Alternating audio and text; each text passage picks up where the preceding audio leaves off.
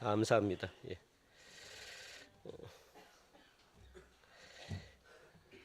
예. 다들 표정이 밝으시죠? 예.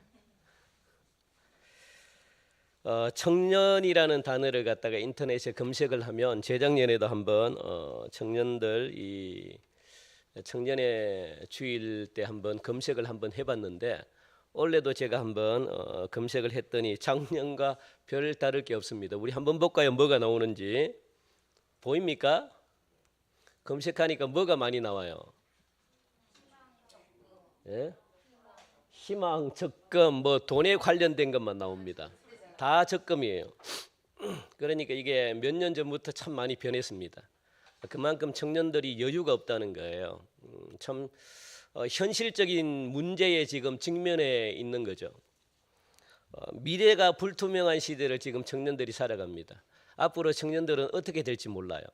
그러다 보니까 불안하고 걱정스럽고 염려스럽고 희망한다는 거예요. 희망은 이루어지겠습니까? 이루어지지 않겠습니까? 예, 그래서 대개 꿈이라는 것은 참 꿈은 이루어지기가 힘듭니다. 그래서 꿈을 꾸면 안 되고 비전을 가져야 되는데 꿈은 꿈으로 끝나요. 그런데 이제 꿈을 꾸면서 그 꿈을 향해서 한 걸음 한 걸음 더 이 뭐라 그러나 이 나은 삶을 살아갈 뿐이지 꿈은 거의 다 이루어지는 경우를 못 봤습니다. 그러니까 희망한다는 거예요. 자기들이 청년들이 그 희망한다는 것은 힘들다는 거예요. 그만큼 힘든 시절을 청년들이 살아가고 있습니다. 굉장히 버거운 시대를 지금 청년들이 살아가고 있어요. 현실적인 문제가 가장 먼저 이렇게 들어오는 거죠. 그게 돈 문제입니다. 직장 문제고 이게 뭘 먹을까 입을까 마실까 이 문제가 우리 어르신들 문제보다 청년들이 문제가 더 심각해요. 그러니까 뭐 결혼도 포기하고 가정 가지는 것도 포기하고 다 포기하는 거 아닙니까? 청년들 때 그렇게 힘들게 대학 들어가서 다 포기해요. 다 포기합니다.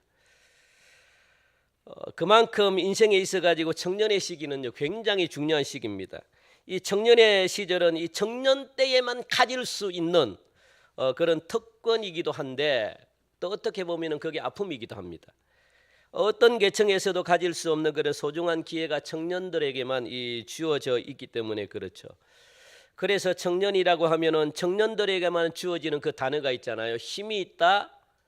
그리고 모든 것을 할 수 있는 어떤 그런 소중한 기회가 언제든지 있다. 젊음이 있다. 미래가 있다. 꿈이 있다.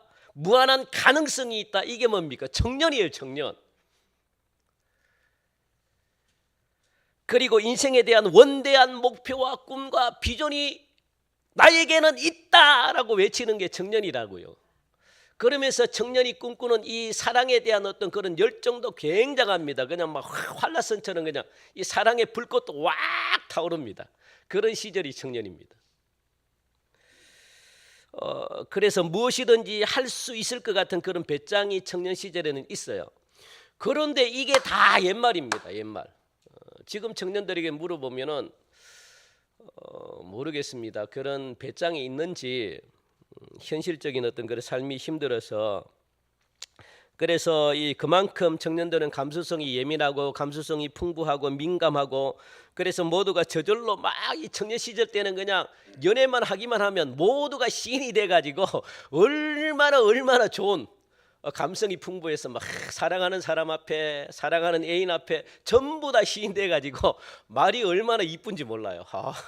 그렇게 아름다운 단어를 막 사용하고 그런 시절이 바로 청년입니다.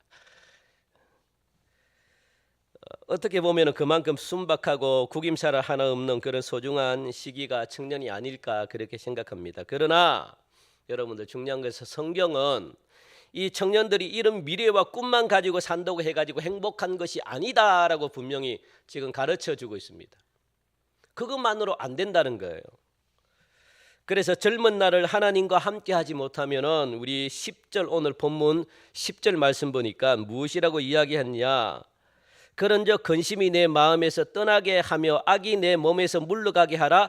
어릴 때와 검은 머리의 시절이 다 헛되니라. 그렇게 지금 청년의 시절을 말씀하고 있습니다. 어릴 때와 청년의 때가 다 어떻게 된다고요? 허무하다라는 거예요. 허무하다.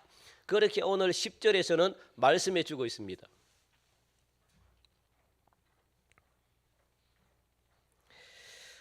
청년들이라고 해서 여러분들 이 인생의 모든 것을 다 가진 것이 아니잖아요. 어른들에 비하면 청년들의 삶은요 굉장히 경험이 부족해요. 따라서 청년들은 왕성한 활동력을 가지고 있다고 해가지고 경험에서 얻은 지식이 너무나 부족하기 때문에 지식만으로 인생을 살아가기가 참 쉽지 않습니다. 그러므로 청년 시기에는요 수많은 시행착오들이 많이 겪을 수밖에 없는 거죠.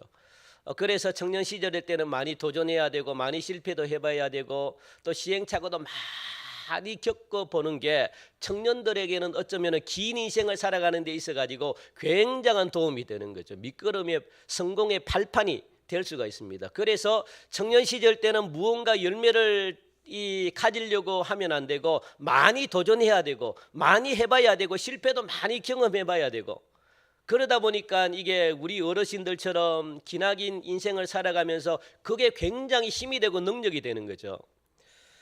그런 시절이 바로 청년이라고 지금 말씀하고 있습니다. 청년들이 아무리 미래가 있다고 해서 그것이 성공을 보장해 준다 아니면은 그 성공이 영원한 성공을 누리게 한다 그거는 보장할 수가 없습니다. 그러다 보니까 인생에 대한 고민도 많고 걱정도 많은 시절도 바로 청년이 아닐까 그렇게 생각합니다. 그래서 여러분들 자문과 전도서가 왜 필요할까요? 그것 때문에 이 자문과 전도서가 있는 거예요. 많은 젊은 사람들이 많은 젊은이들이 많은 청년들이 실패를 하기 때문에 경험이 없어가지고 어려움을 겪기 때문에 그리고 그 성공이 영원히 가지 않기 때문에 그것 때문에 자문과 전도서가 있다는 겁니다. 누가 지었을까요? 많은 실패를 한 사람이 지었죠. 그 경험에서 나오는 그 실패가 뭡니까? 바로 그 실패담을 적은 것들이 더 이상 나처럼 살지 말라는 거예요. 그래서 자문과 전도서를 지었다는 거예요. 그런 젊은 시절을 보내는 많은 젊은이들에게 지금 교훈하고 있는 책이 바로 자문과 전도서입니다. 자신의 힘으로 뭔가 하려고 하는 사람들에게 교훈적으로 진 게 자문과 전도서입니다. 자신의 힘으로는 아무것도 할 수 없다는 걸 갖다가 깨닫게 해주는 게 자문과 전도서입니다. 그것만으로 살지 못하기 때문에 지혜가 필요하다. 그래서 잠언을 읽어야 된다. 전도서를 읽어야 된다. 그래서 하나님이 주시는 그 교훈을 받아야 된다. 그래야만 너희들의 남은 생애가 행복하다. 그걸 가르쳐주는 책이 바로 잠언과 전도서입니다. 그렇기 때문에 이 잠언과 전도서를 기록한 사람들은요 보니까 당연히 이 세상을 살아가면서 수많은 경험을 겪었던 사람일 수밖에 없는 거죠. 예를 들어 가지고 솔로몬만 해도 그렇습니다. 솔로몬은 여러분들 이 청년 시절 때 가장 화려한 시절을 보낸 사람이에요. 앞으로 마찬가지고 뒤도 마찬가지고 과거도 미래도 장차 이런 축복을 받은 사람이 앞으로는 나오지 않을 것이다. 그렇게 하나님이 말씀하셨거든요. 그 이 세상에 모든 축복을 다 받은 사람이 누구냐? 솔로몬이에요. 누릴 것 다 누린 사람이 솔로몬입니다. 솔로몬에게는 이 왕비와 후궁을 포함해 가지고 1000명이 넘는 그런 아내를 둔 사람이 솔로몬입니다. 그 솔로몬은 이 땅에서 젊은 사람들이 해야 될 모든 일들의 모든 길을 갖다가 다 걸어갔던 사람이 누구냐? 솔로몬입니다. 그런데 마지막에 무엇이라고 기록하고 있나요? 죽기 직전에 자기가 그렇게 다 누렸는데 그것이 뭐라고요? 헛되고 헛되다. 모든 것이 헛되다. 그렇게 솔로몬은 이 헛된 삶을 자기가 살았다고 그렇게 말하고 있습니다. 결국 여러분들 지혜서의 주제가 뭔지 우리 한번 볼까요? 지혜서의 주제가 뭡니까? 같이 읽읍시다. 시작. 하나님 없는 세상을 살고 보니까 인생은 다 헛되고 헛되다라는 그런 교훈을 주는 게 바로 지혜서입니다. 무엇을요? 하나님이 없는 세상을 산 사람이 솔로몬이에요. 솔로몬은 하나님을 별로 의지하지 않았습니다. 그 실패한 인생이에요. 솔로몬을 성공한 인생이라고 생각하면 안 됩니다. 여러분들이 솔로몬을 닮으면 안 돼요. 왜요? 솔로몬의 이 3분의 2 이상의 인생은요, 실패한 인생이에요. 하나님 없는 인생을 막 살아갔거든요. 다윗의 아버지가 축복받은 그 축복을 솔로몬이 누린 것뿐이에요. 그것도 뭐 축복이면 축복이죠. 그러면서 흥청망청 솔로몬 때문에 모든 우상이 다 들어오고 이방 여인을 아내로 삼아가지고 이스라엘을 망가뜨린 장본인이 솔로몬입니다. 그 1000명 중에 후궁 중에 얼마나 이방 여인들이 많겠습니까? 온갖 이방 여인을 다 불러가지고 자기들이 원하는 신전을 세우고 그런 삶을 살았던 게 솔로몬이에요. 그래서 마지막에 무엇이라고 이야기합니까? 헛되다 헛되다 헛되다. 자기는 다 누려놓고 누리지 말라는, 하나님이 없는 인생이 헛되다는 거예요. 내가 성공 같은데 이 성공을 하나님이 보장해 주지 않으니까 다 무너지더라는 거예요. 이게 의미가 없다는 거예요. 하나님이 없는 성공, 청년들 잘 들으시기 바랍니다. 하나님을 의지하지 않는 성공은 영원하지 못해요. 다 무너집니다. 그걸 청년들뿐만 아니고 우리 성도들도 반드시 기억하시기 바랍니다. 하나님, 여러분 자녀를 갖다가 하나님을 모르게 그냥 세상의 방법으로 자녀들을 키운다면 그 자녀들은 성공할 수가 없어요. 겉으로는 성공하는 것처럼 보이지만 다 병듭니다. 다 병들어가지고 하나님이 보장 안 해주시고, 그래서 어린 시절의 즐거움, 청년 시절의 기쁨, 마음에 원하는 대로 행하는 길과 눈에 보이는 대로 행동하는 모든 것들이 하나님의 심판대 앞에 설 때에는 허망하다라고 그렇게 지금 고백하고 있거든요. 그게 허망하대요. 헛되대요. 이게 GS가 우리에게 가르쳐주는 귀한 교훈입니다. 2022년 우리 청년주의를 맞이하는 우리 사랑하는 성도 여러분, 우리 한번 말씀 한번 볼까요? 12장 1절 우리 같이 한번 읽읍시다. 12장 1절 우리 같이 읽읍시다. 시작. 너는 청년의 때에 곧 곤고한 날이 이르기 전 나는 아무 낙이 없다고 할 해가 가깝기 전에 너의 무엇을 기억하래요? 창조주를 기억하라 라고 그렇게 말합니다. 따라합시다. 너의 창조주를 기억하라. 엄청 중요합니다. 청년들뿐만 아니라 여러분들의 삶 속에 창조주를 기억하는 것은요, 너무너무 중요합니다. 이게 여러분들 축복의 비결이고 성공의 비결입니다. 그래야만 나중에 하나님 앞에 설 때 헛되다라는 말이 안 나와요. 그래서 젊은 시절 창조주 하나님과 동행하는 은혜가 우리 청년들에게 있기를 간절히 축원드립니다. 그러면 창조주 하나님을 기억하라는 이 말씀 중에 기억하라라고 하는 말을 우리는 잘 이해해야 되는데, 우리는 이 말을 갖다가 추상적인 개념으로 여러분들 받아들여서는 절대 안 됩니다. 그러나 이 성경을 보니까 여러분들, 성경은 항상 무엇으로 기록이 되어 있는지 아십니까? 성경의 이 문법과 단어는요, 우리나라는 제가 누누이 말씀드렸잖아요. 우리나라 말은 명사나 대명사가 주어가 돼야 돼요. 그죠? 국어 공부 시간에 좀 배웠습니까? 주어는 뭐만 될 수 있다고요? 명사, 대명사. 그러니까 이름, 명사는 이름이잖아요. 이런 어떤 추상적인 개념이 주어가 되어 있지만 히브리 유대인들 이스라엘 나라에는 그게 아니에요. 우리나라처럼 반대로 되어 있습니다. 주어가 뭡니까? 동사가 주어입니다. 동사. 무슨 말씀인가 아십니까? 주어가 제일 중요하잖아요.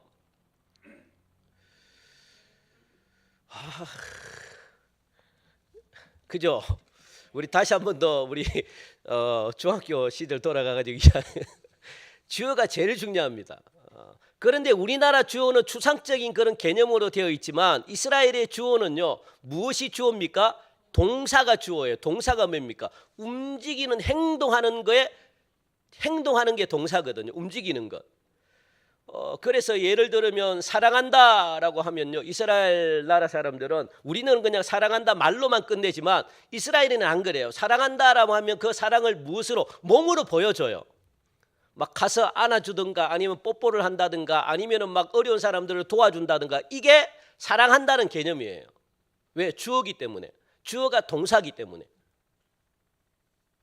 그래서 여기서 여러분들 기억한다는 것은 무엇으로 이 주석에 찾아보니까 이게 동사로 나와 있어요. 동사. 기억한다. 그러니까 추상적인 개념이 아니라는 거예요. 머리로만 기억하는 게 아니라는 겁니다. 뭡니까? 이게 동적인 의미가 있다는 거예요. 동적, 움직이는 의미가 있다는 거예요. 행동하는 의미가 있다는 겁니다. 기억한다는 것은 행동한다는 거거든요. 그래서 여러분들 이 뜻이 한 세 가지 정도가 있는데, 첫째, 기억한다는 뜻이 어떤 뜻을 가지고 있느냐 우리 한번 봅시다. 창조주 하나님을 기억한다는 것은, 첫째 읽읍시다. 시작. 하나님의 존재를 인식한다라는 겁니다. 하나님의 존재라는 것은 뭐예요? 하나님은 계시다라는 걸 갖다가 믿는 신앙을 말합니다. 이게 하나님을 기억한다는 거거든요. 이와 같은 신앙을 우리 하나님의 백성인 이스라엘을 통해 가지고 우리는 배울 수가 있습니다.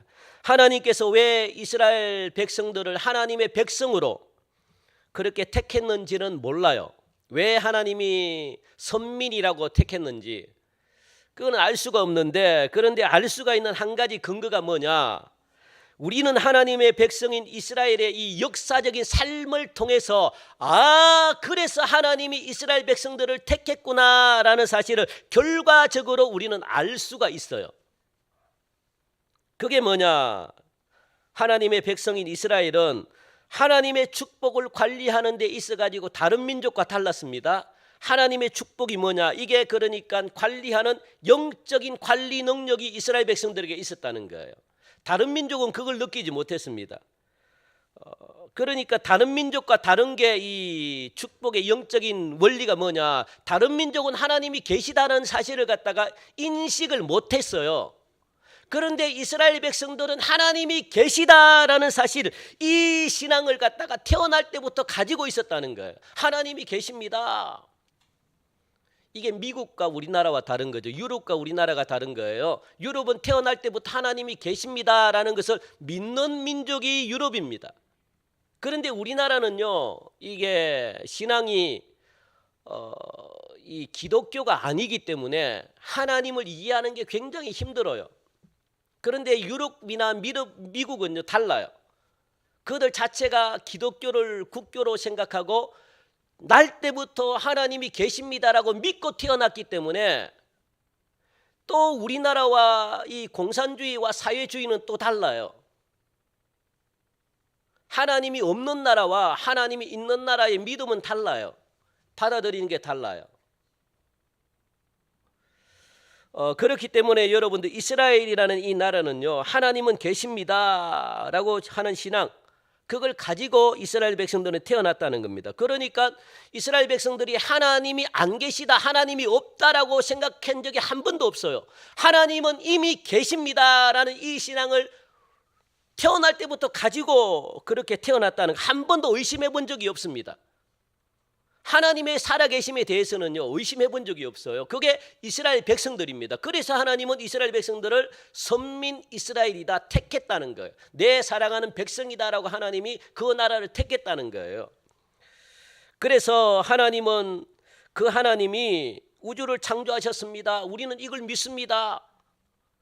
이게 이스라엘 백성들이라고요. 여러분들 여기 계신 분들 중에서 하나님이 우주 만물을 창조했습니다라고 믿는 분들이 다 믿으시죠? 그런데 이스라엘 백성들은 태어날 때부터 이게 의심 든 적이 없습니다. 믿어지는 거예요. 하나님이 계시니까. 하나님이 계시니까 당연히 하나님이 이 세상을 만드셨습니다. 이 믿음이 당연히 들어온 거예요. 의심하지 않습니다. 그게 인생의 가장 큰 축복입니다. 그래서 이스라엘 백성들이 축복을 받은 거예요. 다른 데 축복이 있지 않습니다. 하나님이 계시다고 인정하는 사람은 하나님이 그들 가정뿐만 아니고 개인뿐만 아니고 사업장도 마찬가지고 복을 주셔요. 그게 이스라엘 백성들의 큰 축복입니다. 뭐 이스라엘 백성들이 맨날 혼만 났지 죄만 지었지 축복받은 게 뭐가 있나요? 여러분도 기억해 보십시오. 이스라엘 백성들이 축복받을 조건이 있나요? 맨날 하나님을 의심하고 불평하고 원망하고 따지고, 그렇게 많이 축복 줬는데도 불평하고 원망하고, 그게 이스라엘 백성들인데도 불구하고 하나님은 그들을 내내 평생도록 축복하셨다고요. 왜 그럴까요? 하나님을 믿기 때문에. 믿는다는 이 한 가지 자체만으로도 축복의 근거가 됩니다. 이거는요 가장 인간에 있어서 가장 기본적인 거예요. 기본적인 거. 이 기본적인 게 여러분 가정의 축복의 통로가 된다는 사실을 꼭 기억하십시오. 여기서부터 시작하지 않으면 축복과는 거리가 굉장히 멀죠. 그래서 그리고 또 하나님이 성경을 주셨는데 왜 성경을 주셨는가? 하나님이 살아계시기 때문에 성경을 주셨는데 이 성경을 왜 주셨는가? 그럼에도 불구하고 하나님을 믿지 않고 또 믿기는 믿지만 죄로 인해 가지고 타락한 이 죽어갈 수밖에 없는, 지옥 갈 수밖에 없는 이 이스라엘 백성들을 구원하기 위해서 성경을 주셨죠. 성경은 여러분들 하나님이 살아계시다 안 살아계시다 이걸 증명하는 책이 절대 아니에요. 이것 때문에 성경이 지어진 게 아닙니다. 당연히 하나님이 살아계시다라고 한 번도 이스라엘 백성들은 의심하지 않았습니다. 그래서 이걸 갖다가 줬다는 거예요. 이스라엘 백성들이. 왜? 하나님이 살아계시기 때문에 그 살아계신 하나님이 죄를 짓더라도 구원해 주신다. 이게 바로 성경이라는 거예요. 너희들이 죄로 말미암아 타락해가지고 하나님께로 갈 수 없고 죽을 수밖에 없고 지옥 갈 수밖에 없는데 내가 너를 택했기 때문에 내가 너를 구원한다라는 의미에서 이 성경책을 준 거예요. 구원받으라고. 여기에 구원의 길이 있다고. 너희들이 실패한 인생 이 성경을 통해서 회복시켜 주겠다는 거예요. 이 성경을 통해서 너희들이 받지 못했던 여러분들 왜 이 세상에 태어났습니까? 하나님이 여러분들을 왜 이 세상에 만드셨겠어요? 복 받으라고 만드셨거든요. 복 받으라. 저주 받으라고 만들면 하나님이 여러분들을 만들지 않았죠. 하나님은 그런 하나님이 아닌데 복 주려고 만들었는데 그 복을 누리지 못한 채 여전히 힘들게 살아가니까 이 성경을 통해서 무엇하라고요? 구원도 받고 여기에 축복이 다 있다. 너희들이 원하는 모든 길이 여기에 다 있다라고 해서 준 게 성경입니다. 그래서 성경을 주셨다고요. 말씀을 주셨다고요. 여러분들을 구원하기 위해서. 그래서 좀 어려운 말로 표현을 하면 이 성경은 여러분들 이것을 가지고 신학적인 용어로 무엇이라고 이야기하느냐 우리 한번 볼까요? 무엇이라고 이야기하는지 읽읍시다. 시작. 구속이라고 이야기하는 구속사. 그래서 성경은 구속사입니다. 구속사. 구속이 뭡니까? 시작. 1번 시작. 깨뜨리다, 파괴되다, 풀려나다라는 뜻이 구속입니다. 무엇으로부터요? 죄로부터 풀려나다, 죄사함 받았다. 그래서 구원의 역사가 뭡니까? 구속이라는 거예요. 이 성경은 어떤 책이라고요? 풀려나게 하는 책입니다. 깨어나게 하는 책입니다. 파괴시키는 책입니다. 그러니까 여러분들이 매여 있다면, 여러분들이 짐을 지고 있다면 무엇을 하는 책입니까? 깨뜨리고 파괴하고 풀려나고 자유를 주는 책이 뭡니까? 성경이라는 거예요. 성경. 무엇으로부터? 죄로부터. 그리고 무엇으로부터? 세상의 어떤 여러 가지 많은 무거운 근심 걱정으로부터 풀려나고 죄사함 받았다는 뜻을 갖다가 가지고 있는 게 이걸 갖다가 조금 유식하게 말하니까 구속사라고 그렇게 말하는 거예요. 하나님은 이 성경을 통해서 어떻게 구원받는지 너희들이 죽을 수밖에 없는데 지옥 갈 수밖에 없는데 내가 너희들을 사랑하기 때문에 너희들을 구원하길 원한다. 그래서 이 구원을 죄를 풀어주고 죄를 회개하고 그리고 죄를 사함받게 하는 것 이 성경 말씀에 다 있다. 그래서 여러분들 성경을 주신 거죠. 그래서 성경은 우리 하나님이 구원이심을 나타내주는 귀한 책이 바로 성경이라는 것 여러분들 잘 기억하시기 바랍니다.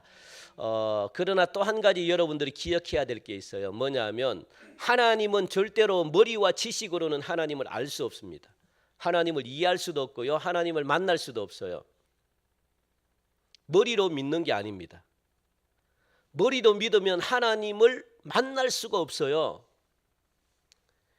여러분들 성경을 머리로 지식으로 읽으면 안 돼요. 그러니까 성경이 깨달아집니까? 재미있습니까?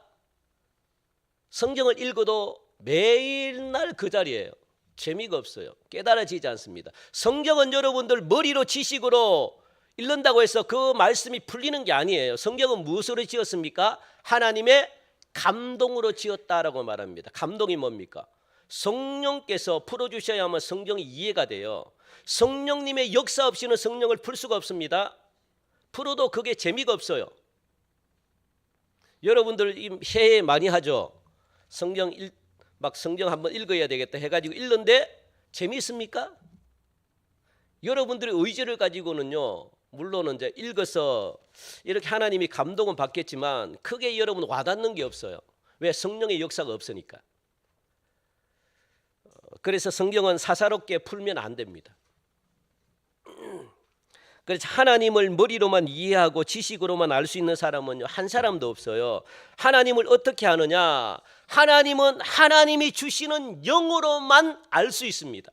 영으로만. 그 영이 뭡니까? 성령이죠. 성령님을 통해서만 알 수 있다는 거예요. 그렇지 않고서는 하나님을 알 수 없어요. 하나님이 어떤 분입니까? 여러분들 머리로 아무리 쥐어짜고 인터넷 들어가 가지고 아무리 설교를 들어도 하나님을 알 수 없어요. 그냥 하나님은 이해가 되는데 믿어지지 않는다는 거예요. 하나님을 깊이 있게 못 만난다는 거예요. 그 성령으로만 알 수가 있다는 겁니다. 그런데 이 영은 여러분들 잘 기억하시기 바랍니다. 성령님이 우리 속에 들어와야만 하나님이 믿어지고 하나님을 알게 되고 하나님 만나는 게 즐거워지고 하나님을 깊이 만남으로 말미암아 하나님이 주시는 그 길을 걸어감으로 우리가 축복된 삶을 살 수 있는데, 그런데 이 영이 하나님을 가르쳐주는 이 영이 죄로 말미암아 여러분들 마음에 죽어버렸어요. 그러니까 하나님을 알 길이 있나요, 없나요? 없죠. 그러면서 하나님을 알길 원한다, 우리는 갈망하잖아요. 그게 뭔가 순서가 잘못되어 있는 거예요. 여러분들 하나님을 알길 원하면 여러분 마음속에 죽어있는 이 성령을 어떻게 해야 될까요? 살려야 되잖아요. 그죠? 살리는 방법이 뭡니까? 여러분 마음속에 있는 죄를 죽이는 거예요. 죄가 죽으면 여러분 마음속에 있는 영은 없어지지 않는다 그랬죠. 한번 들어온 영은 단지 소멸될 뿐이에요. 그러니까 점점 작아지는 거예요. 없어지는 거예요. 그러니까 여러분들, 그래서 성경에 이사야인가 보니까 그루터기라고 있잖아요. 그루터기. 다 소멸이 되지 않았지만 불씨가 남아 있어요. 그 불씨를 다시 지피는 거예요. 무엇으로? 죄를 회개함으로, 죄를 없앰으로. 그래야만 그 성령님이 살아남으로 하나님을 더 깊이 만나게 하고 하나님을 더 깊이 알게 하는 거예요. 그게 여러분들 얼마나 큰 축복인지 모릅니다. 그래서 인간의 범죄로 말미암아 함께 죽었는데 그 영이, 성령님이, 그러므로 인류의 모든 존재들이 다 죽을 수밖에 없고 지옥 갈 수밖에 없는데, 그런 존재인데 하나님의 은혜로 말미암아 예수님을 이 땅에 보내주시고 예수님을 십자가에 돌아가게 하시고 예수님이 흘린 보혈의 피를 누구든지 믿는 자는 내 속에 무엇이 살아납니까? 영을 살리게 하셨다는 거예요. 영을, 예수님으로 말미암아. 그래서 예수님을 영접하고 예수님을 믿기만 하면 어떻게 되는 겁니까? 이 영이 살아나도록 되어 있다는 거예요. 살아나도록. 그래서 하나님의 존재를 믿게 되고 의지하게 되고, 그리고 우리의 전 존재를 다 바쳐가지고 하나님께 순종하며 살아갈 수 있게, 그런 원리로 하나님이 우리를 만드셨습니다. 우리 살아가는 성도 여러분, 하나님이 계심을 반드시 기억하시기 바랍니다. 예수님을 통해서 얻은 영으로 말미암아 하나님과 신령한 교제를 여러분들이 나누고 그 하나님과 동행하면서 그 하나님을 삶 속에서 경험하시는 그런 은혜가 있기를 간절히 바랍니다. 둘째, 우리 한번 볼게요. 둘째, 두 번째, 우리 한번 봅시다. 창조주 하나님을 기억하는 둘째가 뭡니까? 시작. 하나님의 뜻에 합당한 행위를 하라, 그렇게 말합니다. 그 창조주 하나님을 기억하라라고 하는 말씀은요, 단지 그냥 하나님에 대한 존재 인식을 가지는 것만으로 부족하다는 거예요. 뭡니까? 하나님의 뜻에 합당한 행위를 하라. 그게 뭡니까? 계속적으로 하나님을 모시고 하나님의 뜻에 순종하며 살아가야 된다라는 그런 뜻이 그 속에 있거든요. 창조주 하나님을 기억하는 것은요, 어릴 때 믿었던 그 신앙으로 끝내는 게 아닙니다. 어린 시절부터 시작해가지고 청년에 이를 때에도 계속적으로 하나님을 모시고 그 하나님의 뜻에 순종하며 살아가라는 뜻이 있습니다. 그거는 명령입니다. 명령. 여러분들, 좀 더 구체적으로 말씀을 드리면 하나님의 뜻에 순종하며 살아간다는 것은 뭐냐면, 태초에 가장 불순종이 가장 먼저 했던 사람이 누굽니까? 불순종, 시초가 누구예요? 태초에 그렇죠. 하나님이 만드신 아담과 하와, 하나님이 그렇게 먹지 말라고 했던 선악과, 여러분들 아담과 하와가 얼마나 축복된 삶을 살았는지 모릅니다. 100가지 중에, 하나님이 100가지 중에 99가지는 네 마음대로 해도 된다 자유를 주셨지만 한 가지만 제한시켰잖아요. 그게 뭡니까? 선악과는 절대로 먹지 말아야 된다. 나의 명령이다. 하나님의 명령이래요. 그런데 여러분들 아담과 하와는요, 하나님의 명령, 자기가 아홉 가지도 다 누리지 못하면서, 그 자유를 다 만끽하지도 못하면서 욕심이 생겨가지고 그 한 가지, 여러분들 그 한 가지가 얼마나 조금밖에 안 되잖아요. 그 조금밖에 안 되는 그 한 가지에 눈을 돌리고 있어요. 아홉 가지 주는 그 축복은 뒤로 하고. 이게 인간입니다. 하나님이 주시는 자유는요, 여러분들 굉장한 거예요. 이게 축복이에요. 마음껏 하라는 거예요. 네 마음대로 해라. 그런데 한 가지, 선악과는 절대로 따먹어서는 안 된다. 하나님이 그 한 가지를 주셨다고요. 그 한 가지. 그런데 그 한 가지를 어겨버렸어요. 이게 인간입니다. 그래서 순종하며 살아가야 되는데 지금도 그게 이어지고 있어요. 선악과, 불순종. 이 선악과를 따먹어서는 안 된다 하는 거 지금 안 지켜지고 있어요. 이게 참 마음이 아프죠. 에덴 동산은 하나님은요, 인간에게 온전한 자유를 주신 거거든요. 여러분들에게 온전한 자유를 주셨습니다. 하나님이 제한된 거 없잖아요. 다 하라 그러잖아요. 다 해라. 그런데 단 한 가지 뭐냐? 선악과, 하나님의 말씀에만 순종해라. 그 한 가지를 주셨다고요. 한 가지. 그 말씀이 그 속에 다 들어가 있잖아요. 십계명에도 있고 그게 다 십계명도 되고, 그 모든 건 네 마음대로 해라. 내가 너를 축복하겠다. 너를 갖다가 복 주겠다라고 하나님이 그렇게 말씀하셨는데, 그 자유를 갖다가 그 제한된 아주 작은 것 하나, 너무 많아가지고 주신 축복이 그거 다 누리지도 못하면서, 사용하지도 못하면서 더 달라고 하는 게 뭡니까? 선악과를 건드려 버린 거예요. 그게 뭡니까?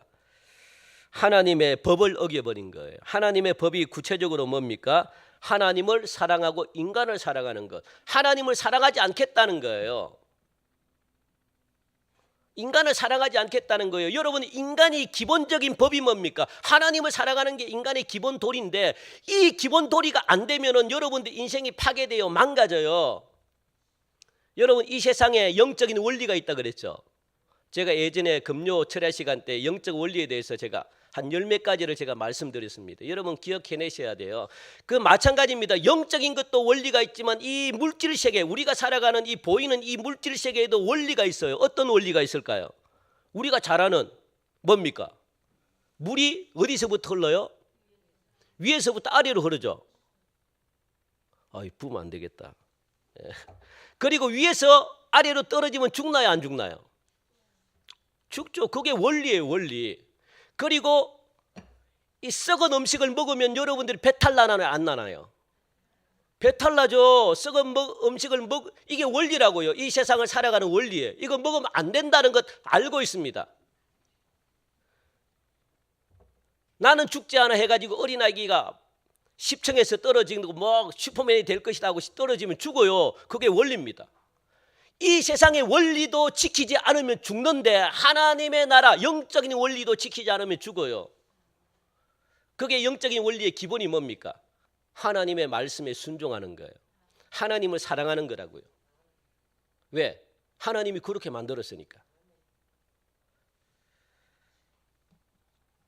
이게 하나님이 만들어 놓으신 선악과입니다. 나를 사랑해라. 나를 사랑해라. 그런데 하기 싫대요. 이게 지켜지지 않으면 여러분들 인생이 힘든 겁니다. 어려움이 있을 수밖에 없죠. 그런데 인간은 이것을 지키지 않아요. 결국 하나님을 사랑하지 않으면 여러분들 기억하십시오. 죽는다는 거예요. 죽는다는 것은 영적인 게 없어진다는 겁니다. 하나님과 관계가 멀어진다는 거예요. 그러면 여러분들이 아무리 노력하고 얻은 모든 축복은 아까 무엇이라고 이야기합니까? 헛되고 헛되다는 거예요. 하나님이 그 인생을 보장 안 해줍니다. 그러다가 내가 잘 나가다가 어떻게 해요? 나중에 노년에 망하든가 파괴되든가 사라진다는 거예요. 허무하게 사라진다는 거예요. 왜 죽어요? 우리가 왜 죽습니까? 하나님을 떠나는데 우리가 왜 죽습니까? 라고 따지면은 하나님이 그렇게 정해놓았기 때문에 저는 대답을 못합니다. 하나님이 그렇게 정해놨습니다. 하나님께 따지십시오. 저에게 따지면 안 됩니다. 저는 아무 잘못이 없습니다. 그냥 있는 그대로를 가르쳐주는 것뿐입니다. 하나님을 떠나면 다시 한 번 더 묻습니다. 하나님을 떠나면 어떻게 된다고요? 죽는다. 그 죽는 게 영적인 축복이 끊어진다는 거예요. 영적인 축복이 끊어지면 세상의 축복은 안 들어와요. 이게 영적인 원리입니다. 왜? 영이 먼저기 때문에. 그래서 하나님과 관계가 막혀 있으면 세상의 축복은 받을 생각을 하면 안 돼요. 만약에 설령 하나님을 제대로 믿지 않은데 축복을 받는다. 그것은 뭡니까? 죄송하지만 그것은 저주입니다. 저주. 그걸 기억하십시오. 내가 하나님을 제대로 믿지 않고 하나님을 의지하지도 않았는데 나에게 큰 축복이 들어오더라. 와, 하나님이 안 믿어도 되겠구나. 이건 뭐라고요? 저주라는 거예요. 저주. 이걸 축복으로 생각하면 안 됩니다. 꼭 기억하십시오. 하나님이 그 인생을 그냥 버려버렸거나 그걸 기억하십시오. 그런데 뭐 그렇게 안 되시는 분들도 계시더라고요. 보니까 뭐 이게 3대째 4대째 돼가지고 또 아버님 아까 이야기했잖아요. 다윗이 그렇게 기도하고 눈물 흘려가지고 솔로몬이 그냥 축복을 받은 거 그것은 있더라고요. 그런데 그게 축복과 믿음과는 달라요. 축복받았다고 해서 믿음이 있는 게 아닙니다. 그냥 단지 아버지의 부모님의 조상대로 열심히 믿었기 때문에 내가 복을 받는 거예요. 내 믿음 때문에 받는 게 아니에요. 그러니까 그 사람이 축복받는다고 해서 믿음이 있다는 게 아니에요. 그 사람이 천국 간다는 게 아니에요. 그걸 기억하셔야 돼요. 믿음은 본인의 개인적인 겁니다. 그래 믿음과 구원과 축복은 달라요. 결국 하나님의 법은 사랑입니다. 하나님을 사랑하고 사람을 사랑하는 게 하나님께서 뭡니까? 이 하나님의 법인 거죠. 하나님의 법. 이걸 지키래요. 명령입니다. 이게 성경의 기록 목적입니다. 이것을 지키면 산다는 거예요. 이것을 지키면 행복하게 된다는 겁니다. 그러므로 창조주 하나님을 기억하며 산다는 것은 뭐냐? 예수 그리스도의 사랑을 실천하며 살아간다라는 뜻이거든요. 나보다 이웃을 위해 무엇을 해야 될 것인가? 이게 청년 시절 때 가져야 되는 마음입니다. 나보다 하나님의 영광을 위해 내가 뭐든지 해야 되는 거예요. 그렇다 보면 남을 사랑하게 되고 남을 생각하게 돼요. 하나님은 그런 인생에게 더 복을 주십니다. 꼭 여러분들 그걸 기억하며 살아가시는 은혜가 있기를 간절히 바랍니다. 셋째 마지막입니다. 우리 한번 볼까요? 셋째 시작. 종말론적인 신앙을 갖는 겁니다. 종말론적인 게 뭡니까? 개인과 역사와 우주를 반드시 심판하신다는 뜻. 또 한 가지 볼까요? 종말적인 게 뭐냐? 종말에는 세 가지가 있다는 거예요. 뭡니까? 시작. 끝이 있다, 심판이 있다, 새로운 세상이 있다. 이게 종말입니다. 종말. 종말은 끝이 있습니다. 그리고 무엇이 있어요? 끝만 있는 게 아니에요. 이거는 짐승이죠. 짐승은 끝만 있습니다. 그리고 뒤에는 뭐가 있습니까? 심판이. 이게 무서운 거예요. 이게 여러분들. 끝만 있으면 우리는 아무데나 살아도 괜찮죠. 그런데 끝만 있는 게 아니라 무엇이 있다고요? 반드시 이 땅에서 여러분들이 했던 행동에 대한 대가를 하나님이 물어보시는데 그게 뭐냐? 심판이라는 거예요. 그러니까 하나님 없이 막 살았던, 막 그게 축복이라고 막 살았던 사람들은 어떻게 될까요? 만약에 이 땅에서 잘못되지 않고 이 땅에서 계속 그런 축복을 받고 그게 축복인 줄 알고 계속 살아가다 보면 죽어서라도 무엇을 받는다고요? 심판이 있대요. 심판. 그 심판은 뭡니까? 뭐 지옥 같겠지. 지옥. 지옥과 천국이 나눠집니다. 이게 무서운 거예요. 지옥에서 영원히 살아야 되고 천국에서 영원히 살아야 되고. 그런데 내세의 삶은 다시 한 번 더 말씀드립니다. 우리와 똑같은 몸과 우리와 똑같은 혼과 영을 가지고 살아요. 아파요. 감정이 느껴져요. 그러니까 그게 고통스러운 거죠. 그곳에서 영원히 산다 생각해봐요. 그리고 새로운 세상이 뭡니까? 천국과 지옥에서 영원히 새로운 세상에서 살아간다. 이게 뭡니까? 종말입니다. 그러니까 여러분들 창조주 하나님을 기억한다는 것은 종말론적인 신앙을 갖는 거예요. 반드시 뭡니까? 심판이 있다는 거예요. 개인의 심판이 있고 우주의 심판이 있고 역사에 대해서도 심판이 있고. 이처럼 창조주 하나님을 기억한다는 것, 반드시 심판이 있다는 것 여러분들 꼭 기억하시고, 젊다고 해서 여러분들 청년이라고 해서 죽지 않는 것 아닙니다. 영원히 사는 것도 아닙니다. 영원히 살 사람은요 한 사람도 없습니다. 모두가 갑자기 그냥 심판대 앞에 서게 돼요. 그래서 전도서의 11장 오늘 본문이잖아요. 우리 청년이여 내 어린 때를 즐거워하며 내 청년의 날들을 마음에 기뻐하여 마음에 원하는 길들과 내 눈이 보는 대로 행하라. 그러나 하나님이 이 모든 일로 말미암아 너를 심판하실 줄 알라. 그렇게 말합니다. 너희들이 원하고 보는 대로 행하는 모든 것들은 하나님의 심판이 된다는 거예요. 심판. 잘 알아서 행동하라는 거예요. 그건 너희들의 선택에 달려있다. 왜? 하나님은 여러분들에게 자유의지를 줬기 때문에 선택하는 것은 여러분들이 마음이다. 그런데 무엇이 있대요? 심판이 있는 것을 기억하라. 그렇게 하나님이 말씀하고 있습니다. 굉장히 무서운 거죠. 그래서 창조주 하나님을 기억한다는 것은 하나님의 심판대 앞에서 칭찬받을 수 있는 삶을 어려서부터 살아라 그 말이에요. 무엇을 그래서 성경을 읽어야 돼요. 성경에 하나님이 칭찬받는 방법이 다 기록되어 있기 때문에 이 말씀대로만 살면 아무 어려움이 없습니다. 그래서 근심과 악을 마음으로부터 떨쳐버리고 그 방법이 있잖아요. 10절에 보니까 그죠? 그 방법을 가르쳐 줬잖아요. 근심이 내 마음에서 떠나게 하라. 악이 내 몸에서 물러가게 하라. 어릴 때와 검은 머리의 시절이 다 헛되니라. 그렇게 지금 말씀하고 있습니다. 하나님의 공의를 생명처럼 지키며 살라는 거예요. 이런 청년들을 하나님이 반드시 사용하시고 이런 청년들에게 반드시 미래가 보장되어 있다는 사실을 기억하시고 이것이 청년들에게만 주어지는 말씀이 아니라 저와 여러분들에게도 동일하게 주어진다는 말씀임을 여러분들 꼭 기억하시고 이 세 가지 다시 한 번 더 제가 정리하고 말씀을 마치겠습니다. 창조주 하나님을 기억한다는 것 첫 번째 뭡니까? 하나님의 존재를 인식한다는 거예요. 하나님의 존재는 뭡니까? 하나님이 계시다는 것을 인정하는 것이고 둘째는 뭡니까? 하나님에 대한 존재 인식만을 가지고 살라는 것이 아니라 하나님의 뜻에 합당한 행위를 가지도록 하나님이 요구하고 계시고 그리고 하나님을 기억한다는 것 세 번째는 뭡니까? 종말론적인 신앙을 여러분들이 가져야 된다라고 그렇게 말씀하고 있습니다. 우리 따라합시다. 창조주 하나님을 기억하라. 아멘. 하나님 참 감사합니다. 오늘 우리 사랑하는 성도들 또 청년주의를 맞이해서 귀한 말씀을 전했습니다. 이것이 청년들에게만 해당되는 말씀이 아니라 우리 사랑하는 성도들에게도 동일하게 해당되는 말씀인 줄 아오니 우리 사랑하는 성도들 하나님을 기억한다는 것 이 세 가지 하나님이 살아계심을 인식하게 하시고 하나님의 뜻에 순종하는 삶을 살게 하여 주시고 종말 신앙을 갖는 그런 믿음 우리에게 주심으로 말미암아 우리의 삶이 하나님 심판대 앞에 설 때 헛되다 그렇게 책망 듣고 꾸중 듣는 삶이 아니라 하나님이 칭찬 듣는 하나님이 축복 주시는 이 축복을 영원히 누리는 그런 귀한 성도들의 삶이 되게 축복하여 주옵소서. 한 주도 승리하며 살아가기를 간절히 원하오며 예수님의 이름으로 기도하옵나이다. 아멘. 감사합니다. 우리 이 시간 우리 저 주에 같이 저기 서요. 같이 앉으세요.